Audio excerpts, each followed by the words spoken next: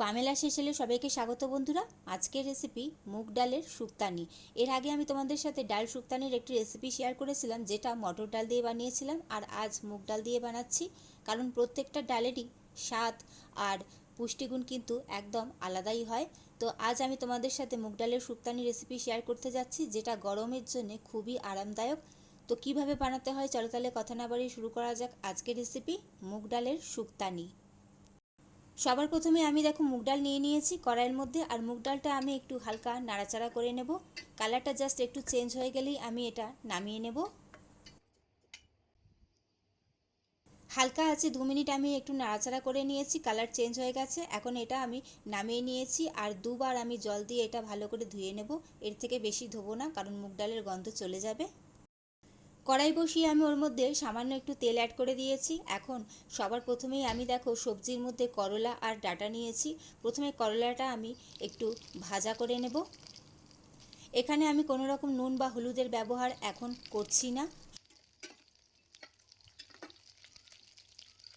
করলাটা দেখো আমি হালকা ভাজা করে নিয়েছি। এখন করলাটা তেল ঝরিয়ে আমি তুলে নেব। ওই তেলের মধ্যেই আমি ডাঁটাগুলো দিয়ে দিয়েছি। ডাঁটাগুলো আমি 1 মিনিট নাড়াচাড়া করে নেব।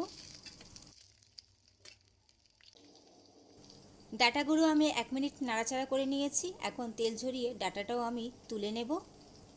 করলা আর ডাঁটা ভাজা হয়ে গেছে। এখন চলে যাব পরবর্তী স্টেপে।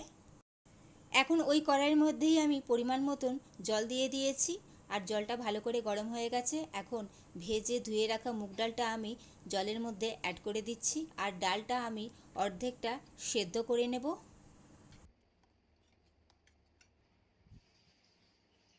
আমি যেহেতু এখানে সোনা মুগ ডাল ব্যবহার করেছি, তাই ডাল সেদ্ধ হতে কিন্তু বেশি সময় একদমই লাগে না। 10 মিনিটের ভেতর ডালটা অর্ধেক সেদ্ধ হয়ে গেছে। এখন ভেজে রাখা ডাঁটা আর করলাটা আমি অ্যাড করে দিলাম। আর ডালটা বাকি অর্ধেকটা সেদ্ধ করে নেব। আর এর সাথেই যেন করলাটা ডাঁটাটাও পুরোটা সেদ্ধ হয়ে যায়।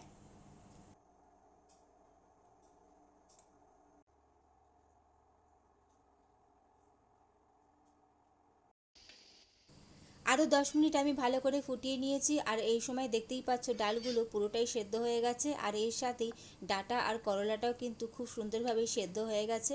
খুব তাড়াতাড়ি ঝটপটি হয়ে যায় এই ডালটা। পারলে অবশ্যই একবার বাড়িতে ট্রাই করো।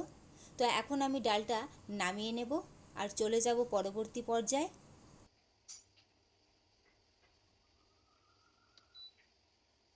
এখন ডালে ফোড়ন দেওয়ার জন্য আমি আবারও কড়াই বসিয়ে দিয়েছি। আর ওর মধ্যে পরিমাণ মতন সর্ষের তেল দিয়ে দিয়েছি। আর এর সাথে একটা শুকনো লঙ্কা আর একটা তেজপাতা দিয়ে দিলাম। আর এর সাথেই সামান্য একটু রাঁধুনিও ফোড়ন দিয়ে দিলাম। রাঁধুনির গন্ধটা কিন্তু খুব সুন্দরই লাগে ডালের মধ্যে। আর এর সাথেই আমি গ্রেট করা আদা দিয়ে দিলাম। এখন আদাটা আমি কয়েক সেকেন্ড একটু নাড়াচাড়া করে নেব।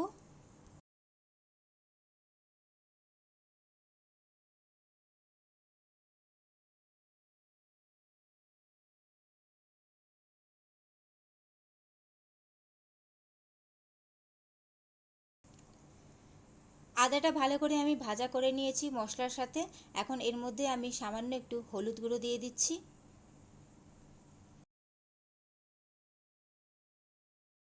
এখন এর মধ্যে সেদ্ধ করে রাখা ডালটা আমি পুরোটাই অ্যাড করে দিলাম।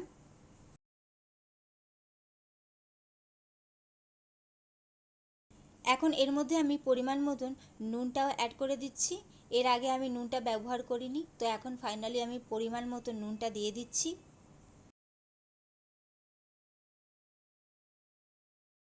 এর সাথেই আমি সামান্য একটু চিনি দিয়ে দিচ্ছি। যেহেতু মুগ ডাল একটু মিষ্টি মিষ্টি হলে ভালো হবে, তো আমি একটু সামান্য চিনিটাও অ্যাড করে দিলাম।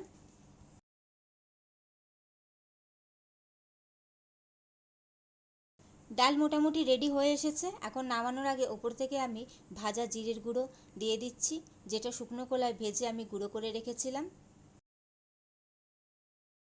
এর সাথেই আমি টেস্টের জন্য একটু সামান্য ঘি দিয়ে দিচ্ছি। খুব সামান্যই দিয়েছি আমি। রেডি হয়ে গেল বন্ধুরা মুগ ডালের শুক্তানি, যেটা গরমের দিনে খুবই আরামদায়ক এবং খুবই সুস্বাদু লাগে খেতে। কেমন লাগলো তোমাদের আজকের এই রেসিপি অবশ্যই সেটা কমেন্ট করে জানাবে। ভালো লাগলে অবশ্যই লাইক কমেন্ট শেয়ার করে দিও এবং অবশ্যই আমার চ্যানেলটি সাবস্ক্রাইব করে আমার পাশে থেকো। চলো তাহলে আজকের মতন আসি, টাটা।